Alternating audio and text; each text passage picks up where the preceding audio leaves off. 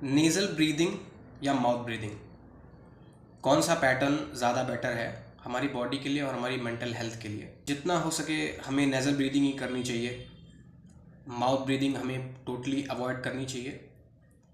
Mouth breathing बहुत ही worst scenario create कर सकता है आपकी बॉडी में, अगर आप एज अ मेंटल हेल्थ या फिर एज अ फिजिकल हेल्थ आप देखते हो।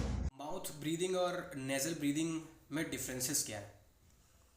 तो सबसे पहले तो माउथ ब्रीदिंग में आपका अपर चेस्ट इन्वॉल्व होता है ज़्यादा, जिसमें आपको नेक के इश्यूज आ सकते हैं, फॉरवर्ड हेड पॉस्चर हो सकता है, आपके जो जॉज हैं वो नैरो हो सकते हैं, जिसमें आपका एयरवे बहुत ज़्यादा इम्पैक्ट होगा। और वहीं अगर आप नेज़ल ब्रीदिंग में देखोगे तो ज़्यादा यूज़ जो है वो डायफ्राम का होता है। माउथ ब्रीदिंग में डायफ्राम का उतना यूज़ नहीं होता जितना अच्छा यूज़ आपकी नेज़ल ब्रीदिंग में होता है। तो अगर आप डायफ्राम का यूटिलाइजेशन अच्छा कर रहे हो थ्रू योर ब्रीदिंग, तो आपका रिब केज जो है, क्योंकि आपका डायफ्राम डिक्टेट करता है आपकी रिब केज की पोजीशन, अगर आपका डायफ्राम अच्छा वर्क कर रहा है तो आपका रिब केज भी स्टेबलाइज रहेगा, जिसमें आपकी ब्रीदिंग बिल्कुल भी इम्पैक्ट नहीं होगी। और अगर आप नेज़ल ब्रीथ करते हो तो एक स्पॉन्जी बोन होती है, टर्बाइनेट्स बोलते हैं उसको, उसके थ्रू हमारी एयर अंदर जाती है, तो वो एयर का रेगुलेशन उस बोन के थ्रू बहुत अच्छा होता है, जिससे हमारा जो ऑक्सीजन अपटेक है वो अच्छा यूटिलाइज होता है हमारी बॉडी में। जबकि माउथ ब्रीथ में आपका ऑक्सीजन यूटिलाइजेशन ना के बराबर होता है, जिसमें आपको बहुत स्ट्रेस आ सकता है बॉडी में। Mouth breathing promotes dehydrated mouth and your dry mouth promotes acidification of the mouth. उसमें आपको डेंटल कैविटी हो सकती है, गम डिजीज़ हो सकते हैं, दांतों के बहुत ज़्यादा इशू हो सकते हैं लेटर ऑन।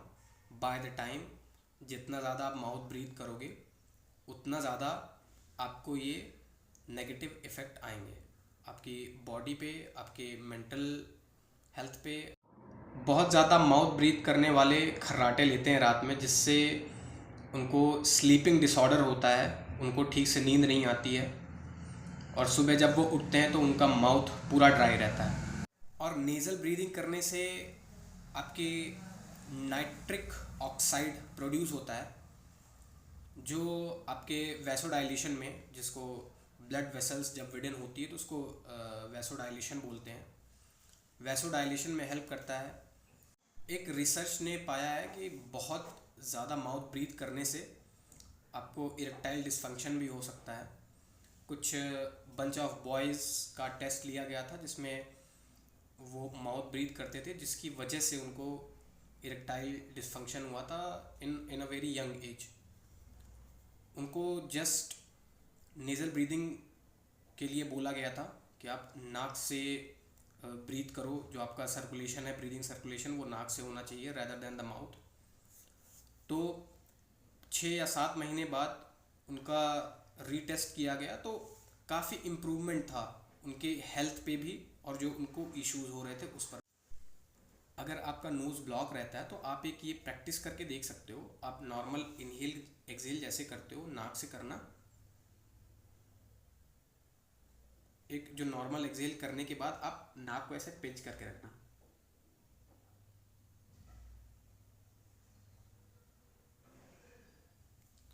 इसको तब तक आप पिंच करके रखना जब तक आपको एक हंगर ना आए अंदर से ब्रीथ करने का। जब तक आपकी बॉडी ये ना बोले कि आपको ब्रीथ करना चाहिए अब, तब तक आप इसको पिंच करके रखना। फिर आप इसको ओपन करना, देखना आपका नाक, नोज़ जो ब्लॉक था, आपकी नोज़ जो ब्लॉक थी वो अभी थोड़ा सा आपको अच्छा फील होगा। आप एक टेस्ट कर सकते हो ये जानने के लिए कि आप माउथ ब्रीथ करते हो या नेज़ल ब्रीथ करते हो। तो आप जब सो के सुबह उठते हो तो अपना माउथ आप चेक करना, फील करना कि हाइड्रेटेड है या डिहाइड्रेटेड है। बहुत सूखापन महसूस होगा तो दैट मीन्स कि आप माउथ ब्रीथ कर रहे हो। So what is the best way to breathe?